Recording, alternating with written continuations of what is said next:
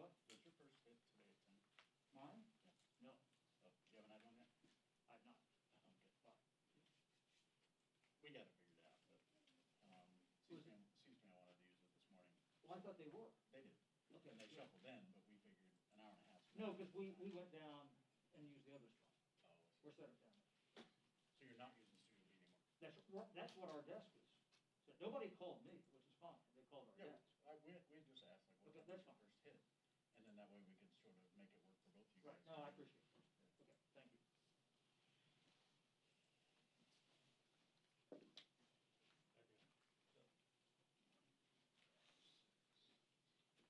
All right, who gets to be the first odd man out? Thank you for sending me that. Yeah, I appreciate that. That was a good piece. There you go.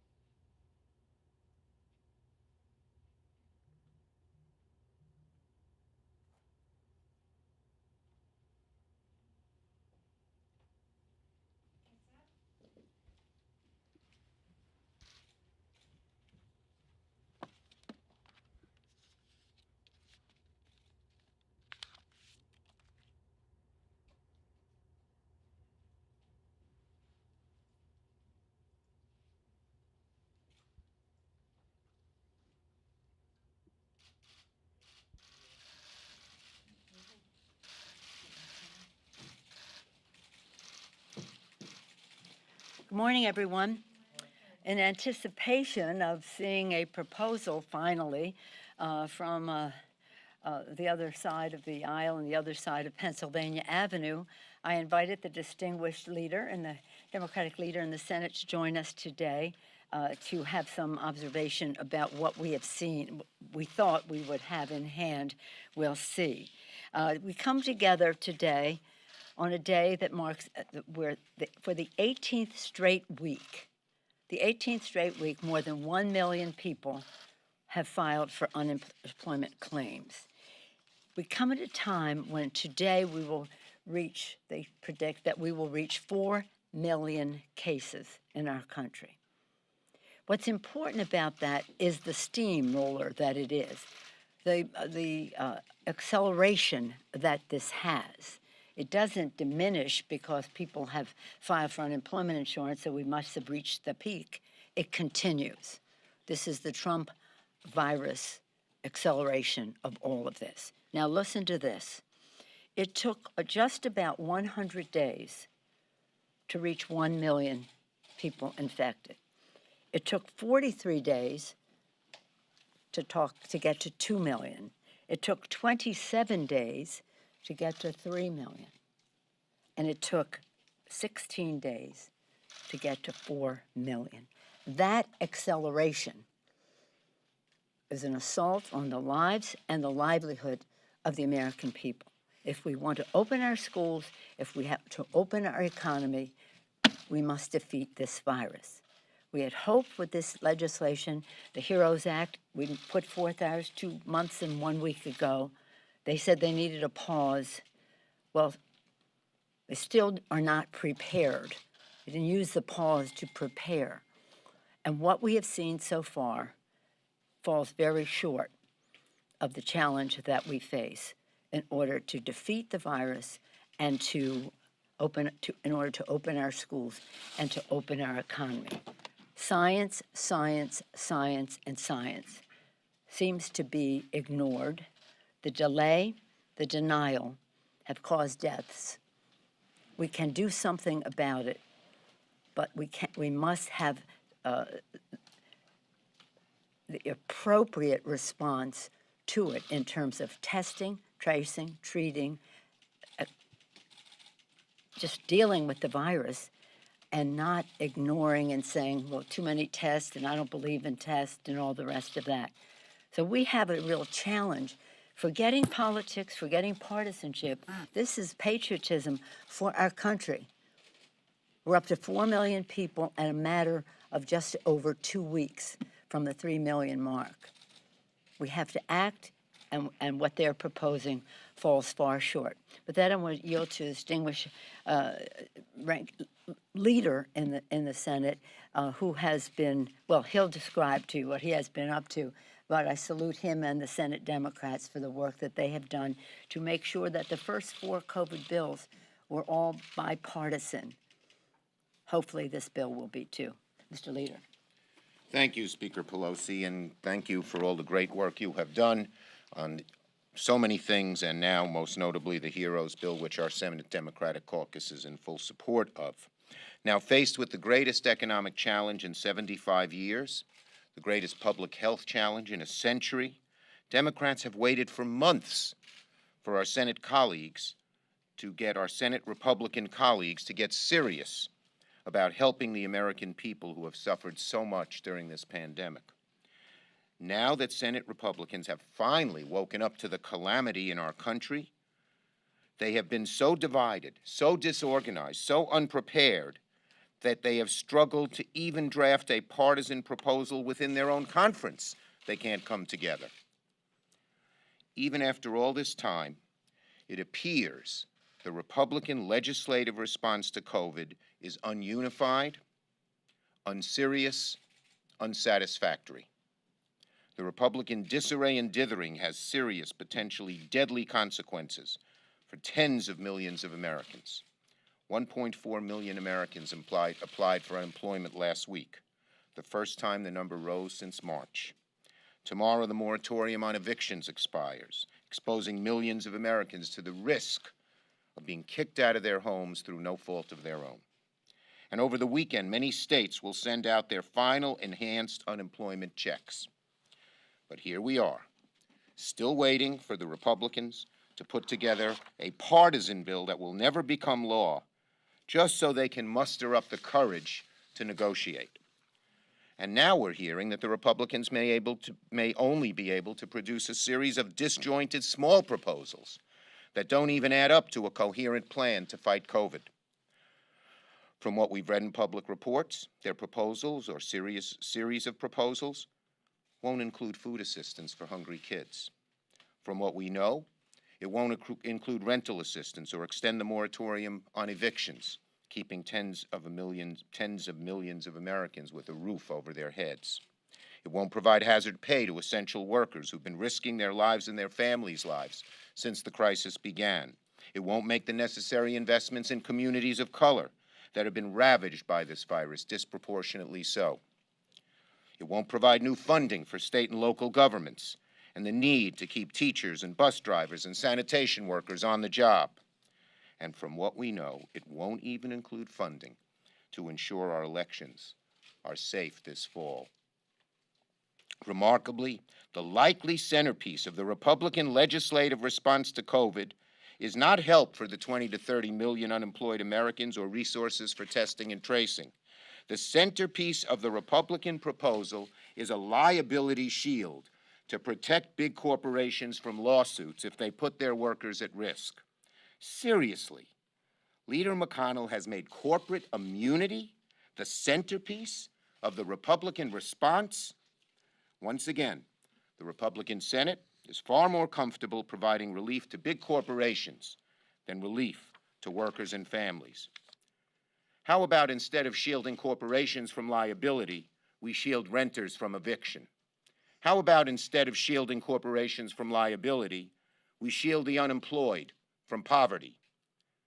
According to reports, the White House and Senate Republicans want to cut the enhanced unemployment benefits that Democrats secured in the CARES Act to a percentage of a worker's former wage. That's right, America. If you lost your job through no fault of your own and can't go back to work because this administration has mismanaged the crisis, Republicans want you to take a pay cut of 30% or even more. The number of unemployment claims, unfortunately, increased this week for the first time in 15 weeks, and Republicans are fighting with themselves over how much to cut unemployment benefits. They're totally disorganized. They're disconnected from the reality Americans are confronting. Every day, Republicans fight among themselves over how low to go, and hardworking Americans continue to suffer. Democrats are ready to work. Republicans need to pull their head out of the sand, get their act together, sit down with Speaker Pelosi and me, and start negotiating a real package. Thank you, Mr. Leader. You spelled it out perfectly. And when I'm listening to you, I'm thinking, what is it that the Trump administration and the Republicans in Congress have against working families in our country? As they sit around their table and join their corporate friends at the corporate board table, we have to be thinking about what's going on at the kitchen table of America's families. Many more people than ever, many people who never thought they would, are going to food banks. And yet, this legislation that they're proffering has nothing to address food insecurity in our country. And it's about our children, too. Millions and millions of children are food insecure, yet nothing there for that. And as the leader said, in terms of rent, people will be in the streets. The evictions will continue, and yet in our bill, we have a proposal which does just that, modeled after some past initiatives for emergency security. So in the HEROES Act, we have, as you know, honor our heroes, which, as the leader says, their bill does not. Healthcare workers, transit workers, our first responders, food suppliers, sanitation workers, and the rest. Nix. They say no to that. In terms of what we have to do to address the virus, they are scientifically in absentia. They just don't get it. They don't believe in science. They don't believe in governance. So why should they pay attention to science and do something in governance about it? So they make a token thing, and now they're saying, well, we're going to use some of the money we did before, which they didn't spend before. So this is a crisis. This is a crisis for our country. I had hoped that we, as we do in legislating, when they offered their bills before, they offered their first version of the CARES Act, we countered. When they offered the next version of the PPP, we countered. We offered this legislation, we thought they would counter with something that was at least reconcilable. But this doesn't reconcile with the needs of the American people. It is another example of their dereliction in duty for not facing the reality of what this virus is doing to the lives, the livelihood, and actually the life of our democracy. With that, we're pleased to take any questions you may have. Yes, ma'am. Madam Speaker, it seems as though these negotiations are, as you've outlined, hitting some speed bumps, and millions of Americans are facing their unemployment benefits running out at the end of next week. If you can't get a bigger deal, are you open to temporarily extending those benefits for people? No. This is a package. We cannot piecemeal this. This is, as you see, it has an integrity.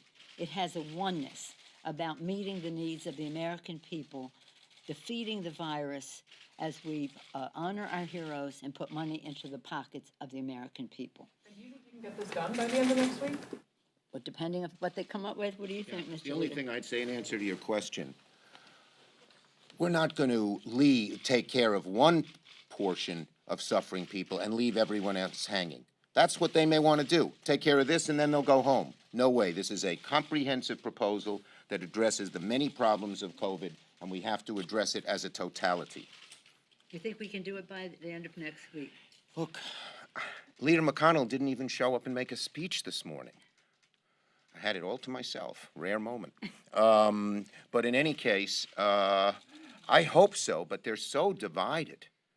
They're so divided, and there's no leadership from the president. At the same time that they know the president has no leadership, they're afraid to buck him on anything. And he doesn't know how to solve this problem, as we have seen. So much of what has happened, so much of the illness, and so much of the deaths, and so much of the economic hardship and health hardship is because this administration has a no direction, no plan, no straight line of attack. And what we had in the HEROES Act was a gift to them as a strategic plan for testing, tracing, treating, isolation. Of course, mask wearing, sanitation. So the other day when the president embraced mask, what he was doing was admitting how wrong he was for months. And in that period of time, many more people died. And even since we did the HEROES Act 2 months and 1 week ago, 2.5 million more Americans have become infected and 55 million more people have died while they were pausing, saying some of them saying we don't need anything more. And one more point in reference to your question. One of the reasons we're up against this cliff is because the Republicans have dithered. The HEROES Act passed 2 months and a week ago. Nancy and I sent a letter to McConnell 3 weeks ago saying, let's sit down and negotiate. Nothing. Now we're up against the cliff.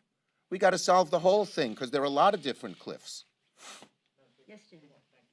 2 parts to this. So have you been actually given a piece of paper or a phone call from the White House or McConnell saying this is what our plan is? No. Nothing like that. Okay, and number 2 then. What we learned, some of it early this morning, was what we learned from K Street. That's where they kind of... And then the second part is then, you stood here 2 weeks ago and said $3 trillion. You talked about the 3 divisions of the trillion here. They keep talking about wanting to stick to about $1 trillion. But where is the give there? If you get anything short of $3 trillion, if it's $1.5 trillion, if it's $2 trillion, You depending think on we're how. going to negotiate the amount of money here in this room? No. But let's see what was really important to see their proposal, and that's what the leader kept asking for. Put it on paper. We need a specific See, proposal, specific. a bill. We've put in a bill, legislative language that passed the House. You can't just say 5 lines and let's sit down and negotiate. The devil is all in the details, and We don't know what's in and what's out. We don't know if the president's on board. You know, is this going to be McConnell's proposal? Is this going to be the Senate Republicans' proposal? Is this going to be McConnell and the Trump's proposal? No one even knows any of that. You can't negotiate that way. And actually, what Leader McConnell had been saying is, the impression he gave was that he was going to be negotiating with the Senate Democrats. Yeah. And then they would come up with something as Congress works its will. One side makes a proffer, the other body then comes back with what they have. But here, to your point, they have nothing for state and local. In our bill, that's $915 billion. State, local, tribal governments, and territories. $915 billion. Go to speaker.gov/Heroes Act and see what it means to you in your community. And then understand it's half of what they were willing to add to the national debt for their tax cut for the rich, 83% of the benefits going to the top 1%. But so when you see what they have on paper, you see what they don't have on paper. So when they say $1 trillion and nothing for state and local, nothing for food stamps, feeding the hungry, nothing for helping with rent and the rest of that, nothing, so many things they don't have, then you realize how they're at $1 trillion, how unacceptable it is. Yes, sir. Madam Speaker, you were pretty clear last week that on the unemployment benefit, that $600 is the number that you were going to be sticking with. Has that changed at all in the week now that you've seen at least some numbers floated from the other side? You want to speak to that? I mean, I'm all for the $600 because people really need it. But again, as I said to you then, we have issues that relate to direct payments for people and the size of what that is and the rest. But I go to the table with the commitment to the $600. Mr. Leader? Our unemployment provision has kept millions out of poverty. Millions. It really has. I mean, they like to talk about the $600. I like to talk about the 83% of $2 trillion that they gave to the richest people, the top 1% in our country. Why are they worried about whether it's 600 or 400 or 500? People really need that. And as we try to bolster, look, we all know that there's a floor for the stock market, that the Fed, everything that is being done is to keep the stock market from going down past a point. Why can't we have a floor for America's working families? And while they bolster the stock market, which is not a bad thing, I'm not criticizing that, I'm just saying it's a fact. Why do they have to make a fuss over $600, which means a lot to many working families in our country, especially single moms in certain parts of the country where the unemployment benefit is very low? Again, we can try to help businesses as we try with PPP and the rest of that, and we can help them pay the rent, and we help them pay their employees, and we can help them pay the utility bill, but if they ain't got no customers, they still have a problem. And this money is really important for people to spend, inject demand into the economy, create jobs. Yes, ma'am. Thank you, Madam Speaker. The Republican proposal is about 70% of approximately 70% of the wage replacement. But we don't know that. We can't negotiate with a chimera, a CHIMERA. MERA. We don't know what it is. We hear Yeah. different things all the time from different people. Do you agree that it shouldn't exceed prior wages? I mean, do you have any? We like the proposal we have. It's kept millions of people out of poverty. It's in the Heroes Bill to be extended till January 31st. And let me just say that there is a great deal that is being said by the Republicans that is not true. You've heard me say many times, they'll have an anecdote about somebody who didn't go to work because they got 600. The plural of anecdote is not data. That's our fundamental principle in the Appropriations Committee. We need data. Okay, so we do know that millions of families in our country depend on that $600. Oh, they're not going to go to work. Oh, here's what they'll say. We want them to go to work. They're essential workers. We're not going to give them any OSHA protections. And if they don't go to work and take the risk to their lives and that of their families, if they don't go to work, they can't get unemployment insurance.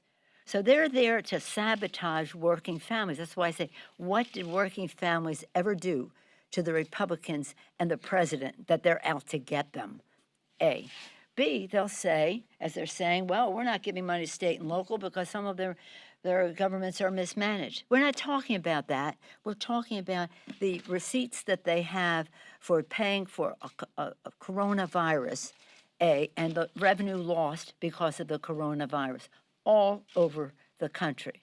Democratic and Republican, nonpartisan, whatever you want to call it, red, blue, purple, whatever. So they're using an excuse that has nothing to do with the coronavirus. So they're engaged in distortions, delay, denial, distortions, very damaging to our economy, very deadly to our people. Subject. Let me just take another person, though, because that's how we do it here. Yes. Thank you, Madam Speaker. On another subject, would you or the leader care to comment on federal agents out in the streets in Portland and possibly Chicago? You talk Well, about Jeff yourself. Merkley is on the floor now with legislation that I support and others that fundamentally says the police officers, any federal officers, have to have ID, where they're from and what their name is, and more importantly, if they go off federal property itself and patrol streets or anything else, they have to get the permission of the executive in charge, the mayor or governor. That's how this should be done. President Trump always likes diversions. He's miserably failing at testing. He's miserably failing at contact tracing. He's miserably failing at getting the economy going. He's miserably failing on the greatest crisis America has, and the American people know it. So he tries a diversion. There's a real answer. The answer is Merkley's bill. And that's the bill that is supported by the House Democrats as well. I hope the Republicans would join us. It's very, very important. The use of stormtroopers under the guise of law and order is a tactic that is not appropriate to our country in any way. It is so un-American what has happened. It is so in keeping with third world countries and dictatorships. You haul somebody off the streets, don't tell them who you are, why you're doing it, etc. It's also unconstitutional. Yes, ma'am. On Alexandria Ocasio-Cortez, she went down to the floor today and put in the congressional record what Congressman Yoho said to her. And she said that, having a wife, having a daughter, doesn't make a decent man. What's your response to what she did, and do you think Congressman Yoho's apology was enough? Well, to tell you the honest truth, we're focused on trying to save lives with our bill to to kill this virus, just to destroy this virus. And we're there to open up our economy and our schools. The fact that the behavior of one of the members is such that the whole Women's Caucus, the Democratic Women's Caucus, has gone to the floor at a time when our floor time is very precious, tells you how important this is. And it's a manifestation of attitudes in our society, really. I can tell you that firsthand. They've called me names for at least 20 years of leadership, 18 years of leadership. I don't know. It's so funny as you say to them, do you not have a daughter? Do you not have a mother? Do you not have a sister? Do you not have a wife? What makes you think that you can be so, and this is the word I use for them, condescending, in addition to being disrespectful? One of my, I don't want to say favorites, but one of the most, is one we were discussing women's reproductive health a number of years ago on the floor of the House. They were so angry with me because I had 5 children in 6 years to the day, so I had standing on the issue.